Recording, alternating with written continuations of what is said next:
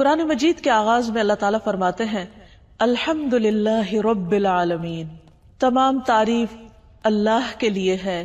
کون؟ اللہ، رب العالمین، جو رب ہے تمام جہانوں کا۔ رب، ہاں رب کون ہوتا ہے؟ رب وہ جو ہمارا خالق ہے، صرف ہمارا نہیں بلکہ تمام کائنات کا، وہ جو سب کا مالک ہے، جس نے صرف پیدا نہیں کیا بلکہ وہ ان سب کا مالک بھی ہے، اور پھر صرف مالک ہی نہیں بلکہ ان کا مدبر بھی ہے، ہر چیز کو رزق دے رہا ہے، ہر چیز کی رہنمائی کرنے والا ہے، سب تعریف اسی کے لیے ہے۔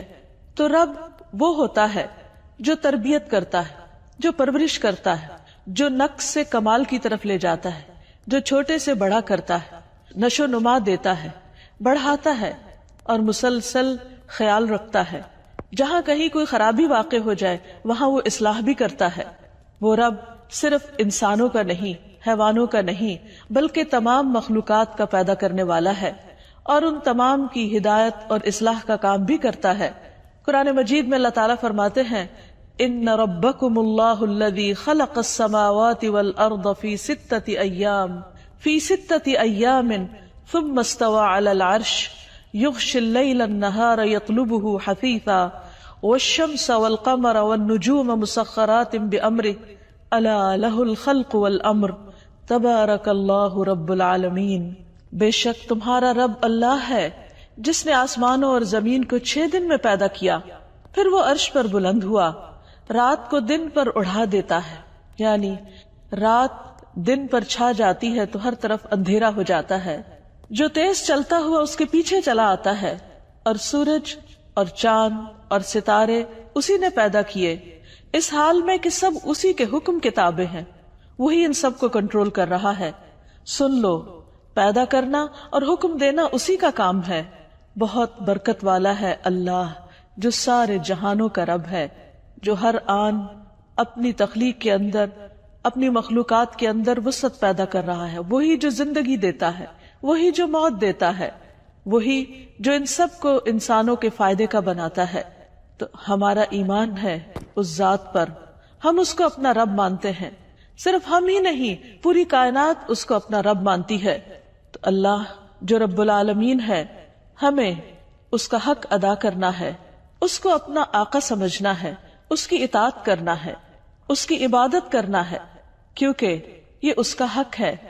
عام روزمرہ زندگی میں ہم دیکھتے ہیں کہ اگر ہم پر کوئی تھوڑا سا بھی احسان کرتا ہے، مثلا آپ کسی راستے پر بیٹھے ہوئے اور آپ کو پیاس لگی ہے، کوئی راہ گزرتا شخص آپ کے چہرے سے پہچان لیتا ہے کہ آپ پیاسے ہیں، اگر وہ چلتے ہوئے پانی کی ایک بوتل آپ کو تھما کر چلا جاتا ہے تو آپ کے دل کا اس وقت کیا حال ہوگا؟ آپ اس کی طرف کس نگاہ سے دیکھیں گے؟ آپ کے دل میں کیسے جذبات پیدا ہوں گے؟ خود بخود آپ کا دل چاہے گا کہ آپ اس کا شکریہ ادا کریں، آپ اس کے لیے دعا کریں، حالانکہ آپ اس کو جانتے نہیں، آپ اس کو پہچانتے نہیں، اس کی پہچان صرف یہ ہے کہ اس نے پیاس کے وقت آپ کو پانی پلایا۔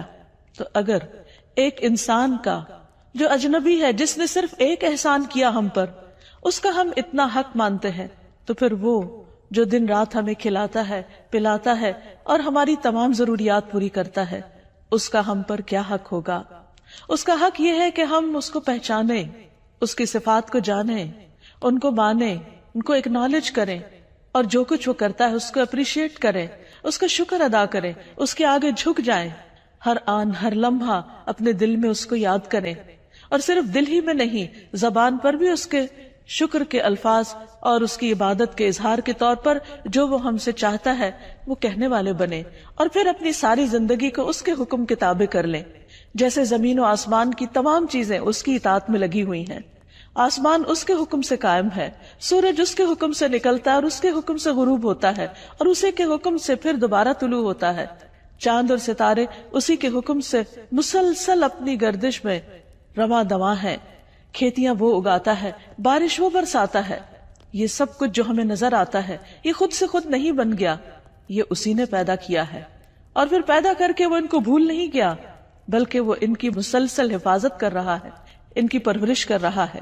تو اللہ سبحانہ وتعالی نے قرآن مجید میں اپنا سب سے پہلا تعارف رب ہی کے حوالے سے کیا ہے کہ الحمدللہ رب العالمین، قرآن مجید میں یہ نام بہت کثرت کے ساتھ استعمال ہوا ہے، تقریباً 900 بار یہ لفظ آتا ہے اور مختلف معنوں میں آتا ہے، مختلف مقامات پر آتا ہے، کیونکہ یہ صفت وہ صفت ہے، یہ نام وہ نام ہے کہ جس کے اندر بہت سی صفات اکٹھی ہو گئی ہیں بیک وقت. اس لیے جب بھی بندہ اللہ سے دعا مانگتا ہے تو سب سے زیادہ کثرت سے جس نام سے پکارتا ہے وہ رب ہے. قرآن مجید کی بہت سی دعائیں ربنا یا ربی سے شروع ہوتی ہیں، کیونکہ انسان جب اللہ سبحانہ وتعالیٰ کے انعامات کو اور احسانات کو یاد کرتا ہے تو خود بخود اس کے منہ سے یا رب نکلتا ہے، یا ربی نکلتا ہے. اور ایسا ہونا بھی چاہیے، اس لیے کہ جس نے ہمیں پیدا کیا، جو ہمارا اصل مالک ہے، اس سے زیادہ ہمارا خیال رکھنے والا اور کون ہو سکتا ہے، جو صرف ہمارے ظاہر کو نہیں ہمارے باطن کو بھی جانتا ہے، جو ہمارے کہے بغیر ہماری ضروریات کو پہچانتا ہے، وہی ہے ہمارا رب. رسول اللہ صلی اللہ علیہ وسلم بھی اپنے رب کو ربی یا ربنا کہہ کر پکارتے تھے، اور بہت سی دعاؤں میں اس کا ذکر ملتا ہے. پھر اسی طرح مختلف احادیث میں آپ صلی اللہ علیہ وسلم نے اللہ سبحانہ تعالیٰ کو رب کہہ کر پکارا ہے.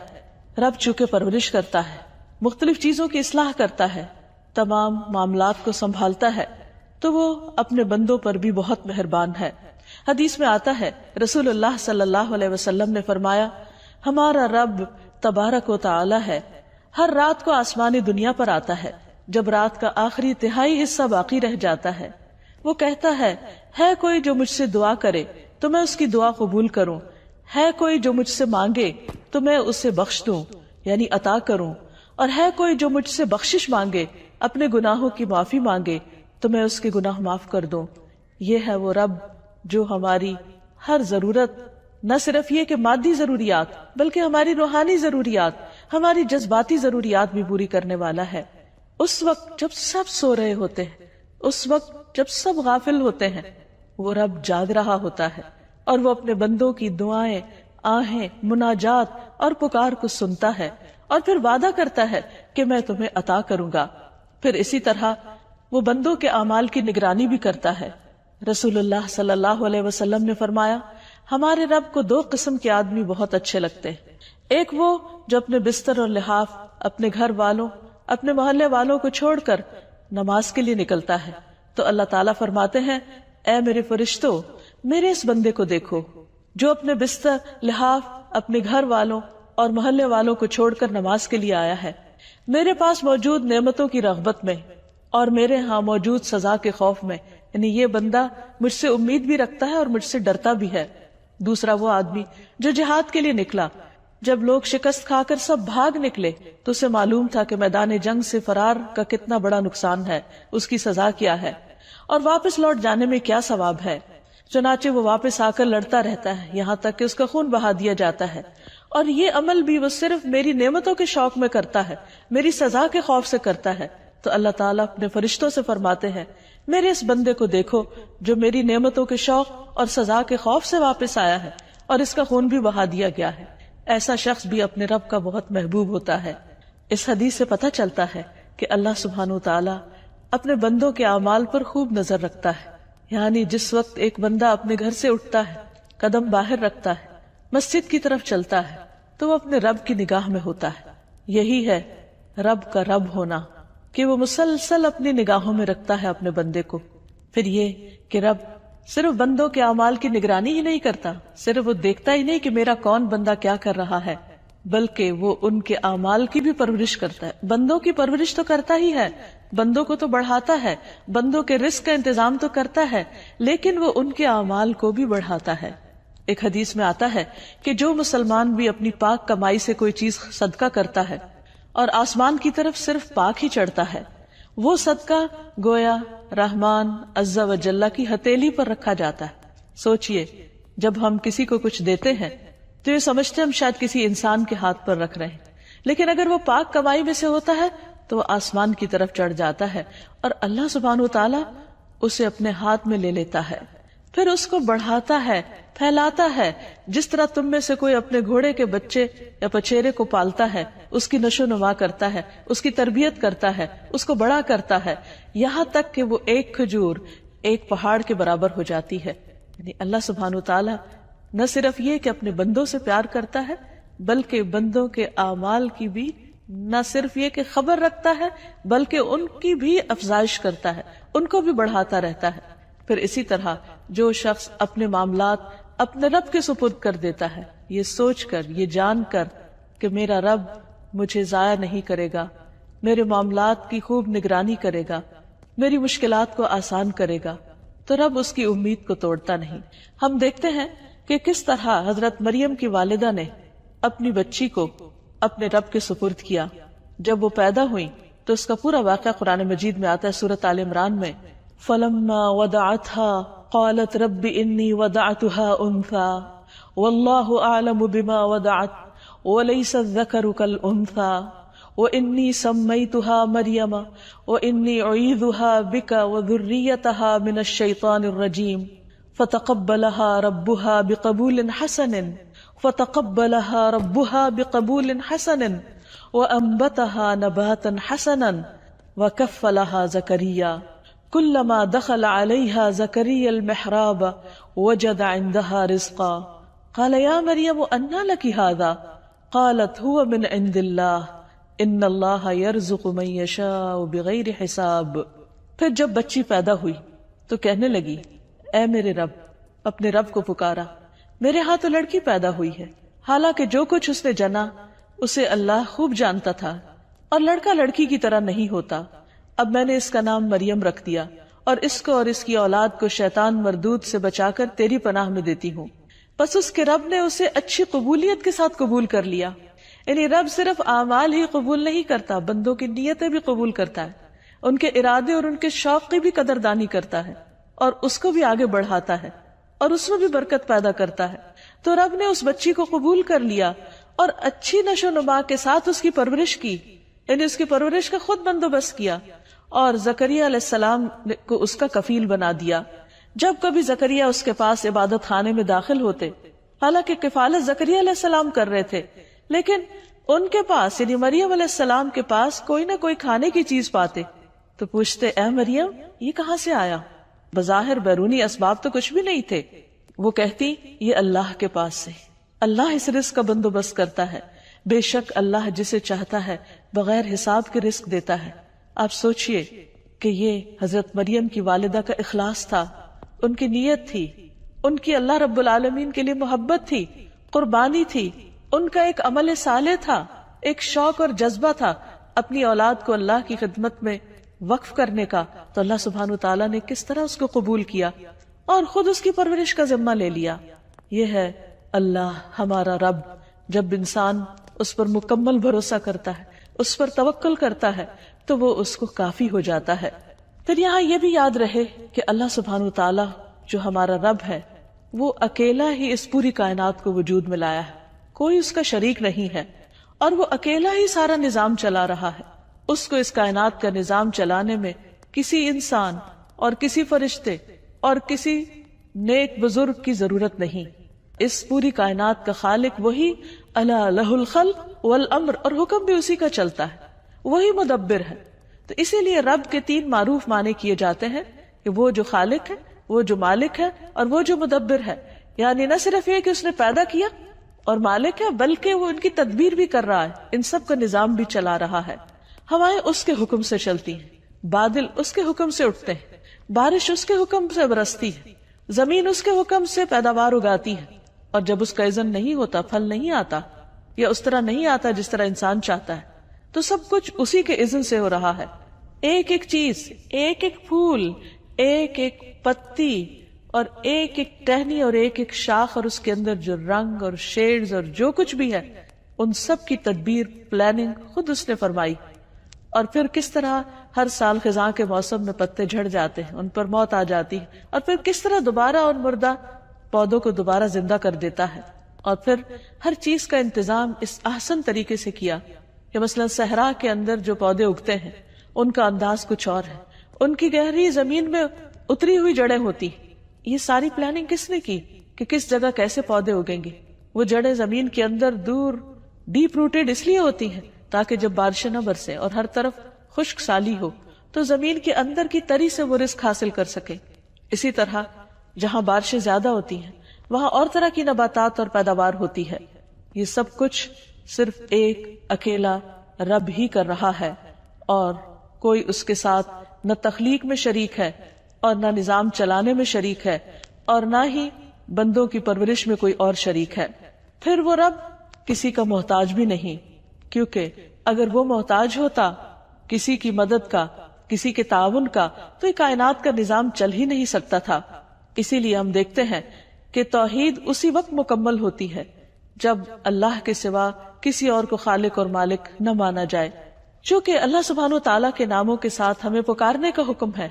اللہ تعالیٰ فرماتے وَلِلَّهِ الْأَسْمَاءُ الْحُسْنَى فَادْعُوهُ بِهَا، کہ اللہ کے لیے ہیں اچھے اچھے نام، ان ناموں کے ذریعے تم اس کو پکارو، یعنی اس سے دعائیں مانگو، کیونکہ دعا عبادت ہے اور عبادت کے لیے ہمیں پیدا کیا گیا ہے، اور جب ہم اس کو پکارتے ہیں تو یہ پکارنا اس کو پسند آتا ہے اور وہ ہم سے راضی ہوتا ہے، خوش ہوتا ہے، اور خصوصاً جب اس کے ناموں کے ساتھ اس کو پکارا جائے، اس کی صفات کے ساتھ اس کو پکارا جائے تو یہ قبولیت کا ذریعہ بنتا ہے، کیونکہ ہر پکارنے والا یہ چاہتا ہے کہ اس کی پکار سن لی جائے، اس کی دعا سن لی جائے، اس کی دعا قبولیت کا درجہ پا جائے۔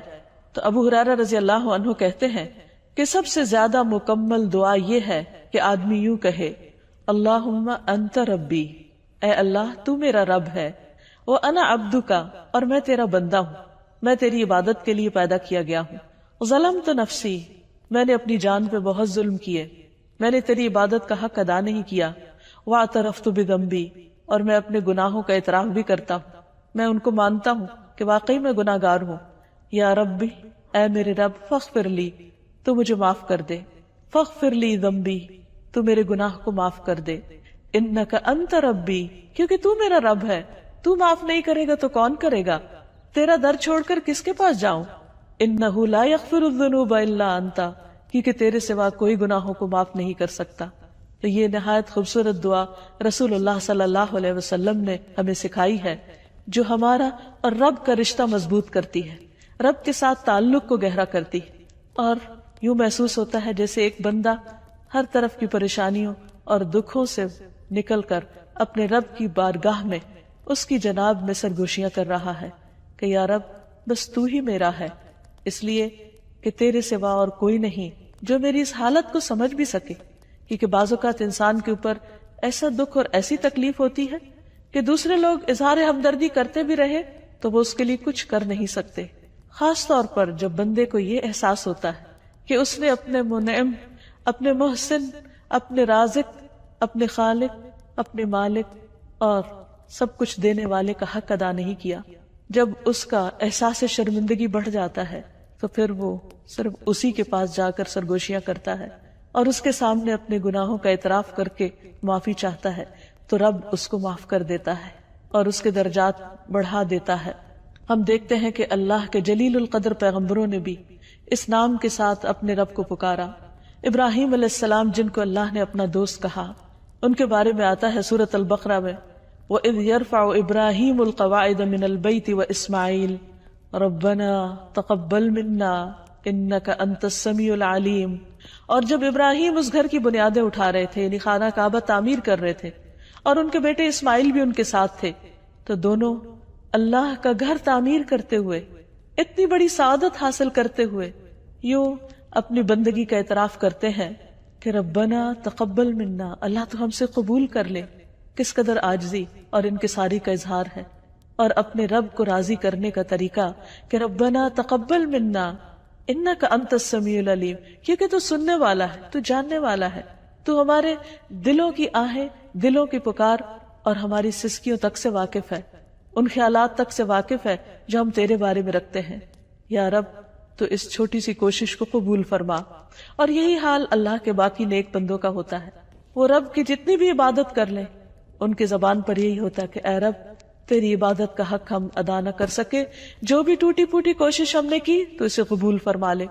بلکہ سب کچھ کرنے کے بعد بھی ان کی نظر اپنے کیے پر نہیں ہوتی، اپنی غلطیوں اور خطاؤں پر ہوتی ہے، اور وہ رب کو پکارتے رہتے ہیں ربنا لا تؤاخذنا ان نسینا او اخطأنا، اے ہمارے رب تو ہمارا مواخذہ نہ کرنا، تو ہمیں نہ پکڑنا اگر ہم بھول جائیں یا ہم خطا کر لیں۔ ربنا ولا تحمل علينا اصرا كما حملته على الذين من قبلنا، اے ہمارے رب ہم پر کوئی بھاری بوجھ نہ ڈال جیسے تو نے ہم سے پہلے لوگوں پر ڈالا. ربنا ولا تحملنا ما لا طاقت لنا به، اے ہمارے رب ہم سے وہ چیز نہ اٹھوا جس کے اٹھانے کی ہم میں طاقت نہیں. واعف عنا، تو ہم کو معاف کر دے، ہمیں بخش دے. واغفر لنا، ہماری بخشش فرما دے. وارحمنا، ہم پہ رحم فرما. انت مولانا، تو ہی ہمارا مولا ہے. فانصرنا علی القوم الکافرین، سو کافر لوگوں کے مقابلے میں ہماری مدد فرما. پھر اسی طرح ہم دیکھتے ہیں کہ باقی پیغمبروں نے بھی مشکل حالات اور اوقات میں اپنے رب کو اسی طرح پکارا. مثلا نوح علیہ السلام نے جب کشتی پر سوار ہو گئے تو پکارا رب انزلنی منزلا مبارکا، اے میرے رب مجھے مبارک جگہ اتارنا. وانت خیر المنزلین، اور تو بہترین اتارنے والا ہے. موسیٰ علیہ السلام جب فرعون سے بھاگ کر مدین کی طرف گئے تو وہاں پہنچ کر اپنے رب کو پکارتے ہیں رب انی لما انزلت الی من خیر فقیر، اے میرے رب جو بھی خیر تو نازل کر دے میں اس کا محتاج ہوں. اتنے جلیل القدر پیغمبر اپنے دکھ اور تکلیف کے عالم میں جب اپنے خالق و مالک کو پکارتے ہیں تو انہی الفاظ میں اے میرے رب، اے جس نے مجھے پیدا کیا، جس نے مجھے رزق دیا، جس نے مجھے سکھایا، جس نے مجھے تعلیم دی، جس نے میری رہنمائی کی، مجھے ہدایت دی، مجھے اپنی پہچان کرائی، وہی اس مشکل کے وقت میں میری مدد فرمائے.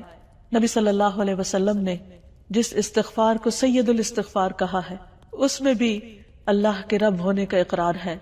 اللہم انت ربی، اے اللہ تو میرا رب ہے. لا الہ الا انت، تیرے سوا کوئی معبود نہیں. خلقتنی، تو نے ہی مجھے پیدا کیا ہے، یعنی تو میرا رب ہے، تو نے ہی مجھے پیدا کیا. وانا عبدک، اور میں تیرا بندہ ہوں، یعنی تو رب ہے، تو آقا ہے، تو مالک ہے، تو حاکم ہے، تو الہ ہے، اور میں عاجز بندہ. سوچئے یہ کون کہہ رہا ہے؟ اللہ کے رسول صلی اللہ علیہ وسلم تمام انسانیت کے سردار ہیں، جو تمام پیغمبروں کے سردار ہیں، جو انسانیت میں سب سے اعلیٰ و عرفہ مقام رکھتے ہیں. ان کی بندگی کے اظہار کو دیکھیے کہ کس طرح اپنے رب کو پکارتے ہیں. وَأَنَا عَبْدُكَ، میں تیرا بندہ ہوں. وَأَنَا عَلَىٰ عَهْدِكَ وَوَعْدِكَ مَا اسْتَطَعْتُ، اور میں تیرے عہد اور وعدے پر جتنی مجھ میں استطاعت ہے قائم ہوں. اعوذ بک من شر ما صنعت، میں تیری پناہ چاہتا ہوں اس شر سے جو میں نے کیا. ابوء لک بنعمتک علی، تیری جو بھی نعمتیں مجھ پر ہیں میں ان کا اعتراف کرتا ہوں. یہ ہے ایک بندے اور رب کا تعلق. وابوء لک بذنبی، اور میں تیرے سامنے اپنے گناہوں کا اعتراف کرتا ہوں. فاغفر لی، تو مجھے معاف کر دے، تو مجھے بخش دے. فانہ لا یغفر الذنوب الا انت، کیونکہ تیرے سوا گناہوں کو کوئی نہیں بخش سکتا. اسی طرح ایک بندہ مومن جب اپنے رب کو پہچان لیتا ہے تو اپنے سارے امور اسی کے حوالے کر دیتا ہے. سارے دن کے کام کاج میں تو اپنے رب کو یاد کرتا ہی ہے. جب سونے کے لیے جاتا ہے تو اپنے آپ کو اپنے رب کے حوالے کر دیتا ہے، کیونکہ اسے نہیں معلوم کہ سونے کے بعد دوبارہ اس کو جی اٹھنا نصیب ہو یا نہ ہو، کیونکہ دوبارہ اٹھنا بھی رب کے اذن ہی سے ہے. نبی صلی اللہ علیہ وسلم نے فرمایا جب تم میں سے کوئی شخص اپنے بستر پر جائے تو اپنا بستر جھاڑے، اس لیے کہ وہ نہیں جانتا کہ اس کے پیچھے کیا چیز اس میں داخل ہو گئی.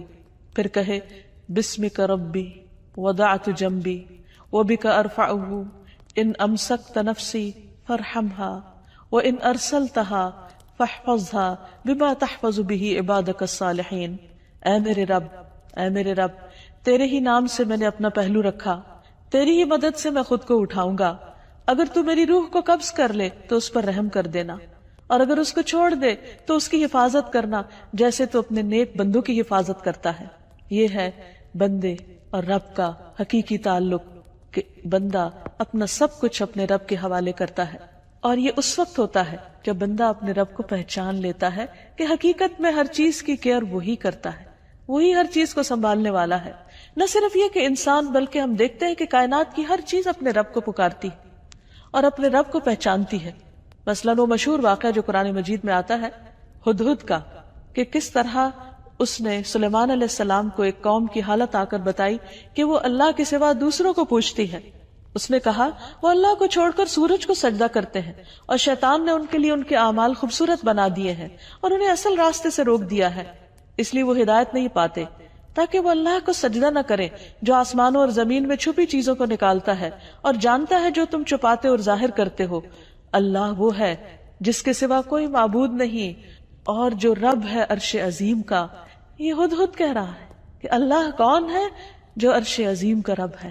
تو سوچئے اگر ایک چھوٹا سا پرندہ اپنے رب کو پہچانتا ہے تو انسان کا کیا فرض بنتا ہے کہ وہ اپنے رب کو کس طرح پہچانے اور کتنی معرفت اس کی حاصل کرے۔ اسی طرح جنت اور جہنم بھی اپنے رب کو پکارتے ہیں۔ رسول اللہ صلی اللہ علیہ وسلم نے فرمایا، جہنم نے اپنے رب کی حضور شکایت کی اور کہا، اے میرے رب، میرے بعض حصے بعض کو کھا رہے ہیں، یعنی آگ اتنی شدید ہے کہ ایک حصہ دوسرے کو کھا رہا ہے۔ تو اللہ تعالیٰ نے اسے 2 سانسوں کی اجازت دی، ایک سانس سردی میں اور ایک گرمی میں۔ تم انتہائی گرمی اور انتہائی سردی جو موسموں میں دیکھتے ہو تو اس کا یہی سبب ہے۔ اسی طرح رحم بھی رب کو پکارتا ہے۔ نبی صلی اللہ علیہ وسلم نے فرمایا، رحم رحمان سے نکلا ہے جو قیامت کے دن آئے گا اور عرض کرے گا، اے میرے رب، یعنی رحم بھی رب کہہ کے پکارے گا، مجھے توڑا گیا، مجھے کاٹا گیا، مجھ پہ ظلم کیا گیا، اے میرے رب، میرے ساتھ برا سلوک کیا گیا۔ اللہ تعالیٰ اسے جواب دے گا، کیا تو اس بات پر راضی ہے کہ میں اسے جوڑوں جو تجھے جوڑے اور اسے کاٹوں جو تجھے کاٹے؟ شیطان جو اللہ کا نافرمان ہے لیکن جب اللہ سبحانہ وتعالیٰ سے ہم کلام ہوتا ہے تو رب کہہ کے پکارتا ہے۔ ابو سعید خدری سے مروی ہے کہ میں نے نبی صلی اللہ علیہ وسلم کو یہ فرماتے ہوئے سنا کہ شیطان نے کہا تھا کہ اے میرے رب، مجھے تیری عزت کی قسم، میں تیرے بندوں کو اس وقت تک گمراہ کرتا رہوں گا جب تک ان کے جسم میں روح رہے گی، یعنی مرتے دم تک۔ اور رب نے فرمایا، مجھے اپنی عزت اور جلال کی قسم، جب تک وہ مجھ سے معافی مانگتے رہیں گے میں انہیں معاف کرتا رہوں گا۔ اسی طرح ہم دیکھتے ہیں کہ زمین بھی اپنے رب کو پہچانتی ہے اور وہ بھی اپنے رب ہی کو پکارے گی قیامت کے دن۔ نبی صلی اللہ علیہ وسلم نے فرمایا، جب تم میں سے کسی کی موت کسی زمین میں ہوتی ہے تو اسے وہاں جانے کی ضرورت پیش آ جاتی، اور جب وہ اپنے اس انتہائی مقام تک پہنچ جاتا ہے تو اللہ تعالیٰ اس بندے کی روح قبض کر لیتا ہے، اور قیامت کے دن وہاں کی زمین کہے گی، اے میرے رب، تیری یہ امانت حاضر ہے۔ اسی طرح سورج بھی اپنے رب کو پکارتا ہے۔ ہر روز جب سورج اپنے آخری مقام پر غروب ہوتا ہے تو دوبارہ نکلنے کے لیے رب سے اجازت چاہتا ہے، کہتا ہے، یا رب ان مسیری بعید، اے میرے رب، میرا سفر بہت لمبا ہے۔ لیکن انسان کے بارے میں اللہ سبحانہ تعالیٰ شکوہ کرتے ہیں کہ ان الانسان لربہ لکنود، کہ بے شک انسان اپنے رب کا بڑا ہی ناشکرا ہے۔ وَإِنَّهُ عَلَى ذَلِكَ لَشَهِيدٌ، اور انسان اس بات پر خود گواہ بھی ہے کہ وہ رب کا حق ادا نہیں کرتا، اس کی ساری نعمتیں استعمال کرتا ہے، کھانا پینا، باقی تمام ضروریات، حتیٰ کہ نیند اور زندگی میں چلنا پھرنا، یہ سب کچھ رب کے دیے ہی سے ہو رہا ہے۔ لیکن ان میں سے کتنی چیزوں کو بندہ اپنے رب کی مرضی کے مطابق استعمال کرتا ہے؟ یہی تو دراصل ناشکرا پن ہے کہ نعمتیں کسی نے دی اور استعمال کسی اور کی خوشی میں ہو رہی ہیں، یا اپنے نفس کی یا شیطان کی، جب بندہ اپنے رب کی نافرمانی کرتا ہے۔ اور فرمایا، وَإِنَّهُ لِحُبِّ الْخَيْرِ لَشَدِيدٌ، وہ مال کی محبت میں بڑا سخت ہے، یعنی جتنی محبت اپنے رب سے کرنی چاہیے اس سے بڑھ کر وہ اپنے مال کے ساتھ محبت کرتا ہے، اس لیے کہ وہ اپنی زندگی کا بہترین حصہ، اپنے اوقات کا بہترین حصہ، اپنے دن کا بہترین حصہ مال کمانے میں زیادہ لگاتا ہے بنسبت رب کی عبادت کے۔ تب کرنے کا کام کیا ہے؟ ہمیں کیا کرنا چاہیے؟ ہمیں سب سے پہلے رب کا تعارف حاصل کرنا چاہیے، رب کو پہچاننا چاہیے۔ کیسے؟ ایک تو کائنات کی نشانیوں سے، کہ کوئی بھی چیز جو دیکھیں اس کی ساخت پر غور کریں، اس کے فنکشنز پر غور کریں، اس کے فائدوں پر غور کریں، اور پھر سوچیں کہ یہ کس نے بنایا اور اس نے یہ سب کچھ کیوں بنایا، کس کے لیے بنایا؟ یقیناً ہم سب کے لیے، اور پھر اس کا شکر ادا کریں۔ دوسرا طریقہ یہ ہے کہ اس کی کتاب کو پڑھیں، قرآن مجید کا مطالعہ کریں، اور اس میں رب کے جو جو کام بتائے گئے ہیں کہ رب کیا کچھ کرتا ہے اس کی معلومات حاصل کریں۔ پھر نبی صلی اللہ علیہ وسلم نے اپنے رب کے ساتھ کیسا تعلق قائم کیا اس کو جانیں، اور پھر اپنی زندگی میں اٹھتے بیٹھتے اپنے رب کو یاد کریں۔ جیسے ابراہیم علیہ السلام نے کہا تھا کہ رب العالمین کون ہے، میرا رب کون ہے؟ الذی خلقنی فہو یہدینی، کہ جس نے مجھے پیدا کیا پھر اسی نے مجھے ہدایت دی۔ والذی هو یطعمنی ویسقینی، وہ جو مجھے کھلاتا ہے اور پلاتا ہے۔ وَإِذَا مَرِضْتُ فَهُوَ يَشْفِينِي، اور جب میں بیمار ہوتا ہوں تو وہی مجھے شفا دیتا ہے۔ وَالَّذِي يُمِيتُنِي ثُمَّ يُحْيِينِي، وہ جس نے مجھے زندگی دی جو مجھے موت دے گا۔ وَالَّذِي يُمِيتُنِي ثُمَّ يُحْيِينِي وہی جو مجھے موت دے گا پھر دوبارہ زندہ کرے گا. والذی اطمع ان یغفر لی خطیئتی یوم الدین، اور وہ جس سے مجھے امید ہے کہ وہ یوم الدین کو میری خطائیں معاف کر دے گا. رب ہب لی حکما والحقنی بالصالحین، اے میرے رب مجھے حکمت عطا کر، حکم عطا کر اور مجھے صالحین کے ساتھ ملا. تو ابراہیم علیہ السلام کس طرح اپنے رب کے ساتھ تعلق رکھتے ہیں کہ اپنی تمام باتیں اپنے رب کے ساتھ شیئر کر رہے ہیں، اپنی امیدیں اور اپنے دل کے حالات اپنے رب کے سامنے رکھ رہے ہیں. تو ہمارے لیے بھی یہی ہے کہ ہم اپنی چھوٹی سے چھوٹی ضرورت اور بڑی سے بڑی ضرورت میں ہر حال میں اپنے رب کی طرف رجوع کرنے والے بنیں، اور پھر جب قرآن مجید کا مطالعہ کریں تو ربانی بن جائیں، رب والے بن جائیں، کیونکہ کتاب کے پڑھنے اور پڑھانے کا یہی تقاضا ہے. اور پھر رب کی پہچان دراصل ایمان کی علامت ہے. جو شخص دنیا میں اپنے رب کو پہچانے گا قبر میں بھی جواب دینے کے قابل ہوگا، کیونکہ جب فرشتے آئیں گے قبر میں مردے کو دفنانے کے بعد اور اس کو اٹھا کر بٹھائیں گے تو اس سے جو پہلا سوال کریں گے وہ کیا ہوگا؟ من ربک، تیرا رب کون ہے؟ تو جس نے دنیا میں اپنی زندگی میں اپنے ہوش و حواس میں اپنے رب کے ساتھ تعلق قائم کیا وہ وہاں بھی جواب دے پائے گا کہ ربی اللہ، میرا رب اللہ ہے. اس لیے یہ کوئی معمولی چیز نہیں کہ ہم رب کے ساتھ تعلق قائم کریں، یہ ہماری ضرورت ہے، اس میں ہمارا اپنا فائدہ ہے. اور پھر اپنی ساری زندگی کو اپنے رب کے سپرد کر دیں جیسے ابراہیم علیہ السلام نے کیا. اپنے مشکلات میں اپنے رب پر توکل کریں، اپنے رب کے رب ہونے پر راضی ہو جائیں تو رب ہمیں راضی کر دے گا. صبح شام رضیت باللہ ربا وبالاسلام دینا وبمحمد رسولا پڑھتے رہیں، کیونکہ جو یہ کہتا ہے، حدیث میں آتا ہے، اس نے ایمان کا مزہ چکھ لیا، اس نے ایمان کا لطف اٹھا لیا. اور جو اللہ کے رب ہونے پہ راضی ہو گیا اور محمد صلی اللہ علیہ وسلم کے رسول ہونے پہ راضی ہو گیا، اسلام کے دین ہونے پہ راضی ہو گیا، اس کے لیے جنت واجب ہو گئی. تو اللہ تعالیٰ سے دعا ہے کہ وہ ہمیں اپنی عبادت کی توفیق عطا فرمائے، ہمیں اپنی معرفت دے اور اپنا قرب نصیب کرے، صرف دنیا میں نہیں آخرت میں بھی ہمیں اپنے مقرب بندوں میں شامل کر لے. وآخر دعوانا ان الحمد للہ رب العالمین.